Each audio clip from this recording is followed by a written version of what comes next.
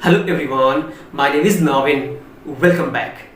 Friends, in this session I am going to tell you about reciprocal pronoun. Friends, first of all we should understand what is reciprocal pronoun.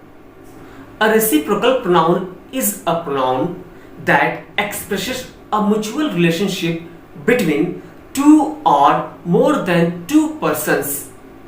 Friends, there are two reciprocal pronouns. First, each other, and next, one another. First of all, we understand each other. Friends, we use each other for two persons. For example, Abha and Aman love each other. Next, Suman and Aditi hate each other.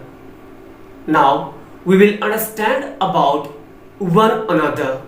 We use one another for more than two persons. For example, Vinay, Aditi and Shoni help one another. Next, we all love one another. Friends, if you like this session, so please don't forget to subscribe my channel. Thanks a lot for watching.